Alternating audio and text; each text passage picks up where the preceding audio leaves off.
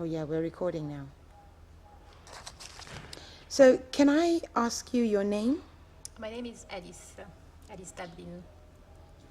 And can you tell us about your experience with regards to racial discrimination?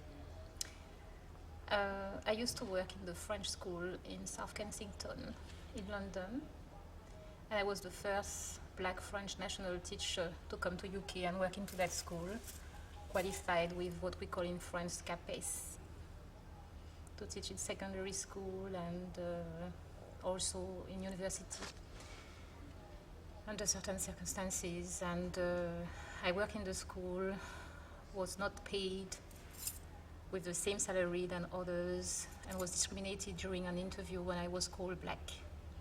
I was not given the job, even though I had been proposed the job before in written. But when I turned out, they did not want to give me the job because they realized that I was black. But I had it in written, so I reported it and decided to pursue the school for racial discrimination. And also when I worked in that school, I had people drawing my hair, burning my face, abusing me racially, calling me nigger. It was horrible, questioning my qualifications. They were like, in French, I have to say that in French, oh là là, c'est vrai que vous êtes certifié, vous êtes diplômé. They were like, you cannot be that because you're black. And my son gained entry into the school because he got a scholarship. So we came all the way from French Guyana. Okay. So what would you say was your motivation to initiate the proceedings? Oh, I like that question. My motivation was my family, of course, my background, my father, my mother. I want to say hi to them and tell them that I'm very, very well, doing very well in London.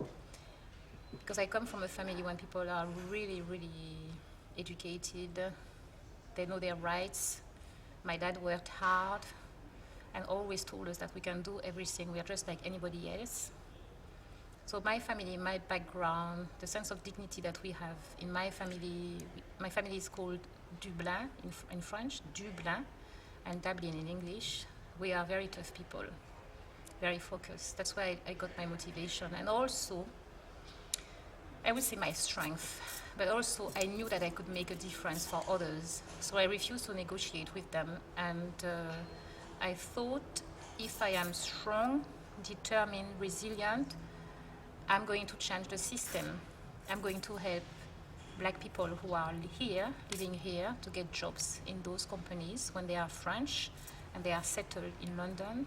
They have to abide, they have to follow the rules of equality and diversity. And in France, we do not have the scheme.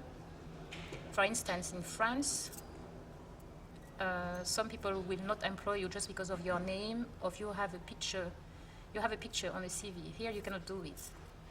So I thought if I do it, if I'm strong, determined, it's going to have a knock-on effect on racism elsewhere in Europe, in my country, and of course overseas, because I also come from the colonies. I'm also from the colonies. My parents, they are from the West Indies, so I have a background with the colonies.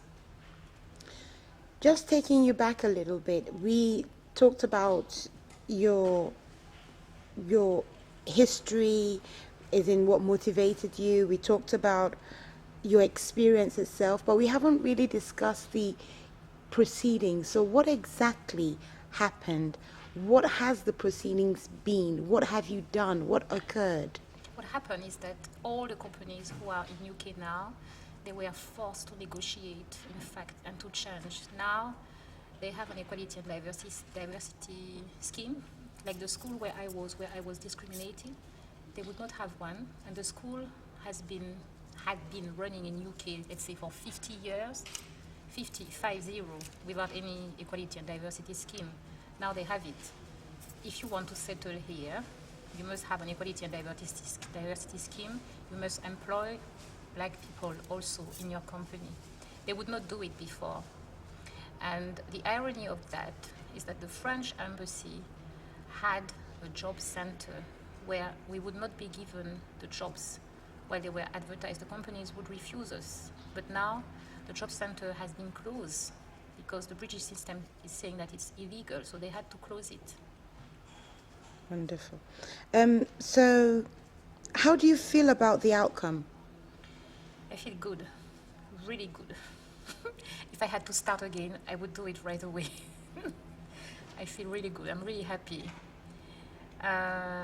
It's tough, but I want to tell people who are suffering from discrimination and racism wherever they are, in their workplace, whether it's at work, in a school, in jail, in a hospital, whatever, that when they do it to you, don't take it personally like it's you. It's just the fact that you are from a group. It may be your color, your race, your gender, you're a male, a female, you belong to a religion, you're Muslim, I don't know, Buddhist, Christian, whatever. And because you're part of that group, people will start to target you, to bully you, they hate you, they don't want you. Because I myself, when I suffered in the hand of those people, I had a time like I was, but I'm a nice person. I always get on well with people, so I don't understand why they treat me like that. Until I remembered one thing that I had heard from my great auntie. Like, when they don't like you for your race, they don't like you because it's you. They just don't like the group. And that's when I started to understand, okay, I'm not going to negotiate at all, because they came sometimes that they would propose money and whatever, and I said no. You have to change the system. So I know now that it has a knock-on effect overseas, because some people have contacted me and asked me about it. So I'm very happy. I'm very happy. Thank you very much, Alice. You're very welcome. Wish you all the best in the future. Thank you.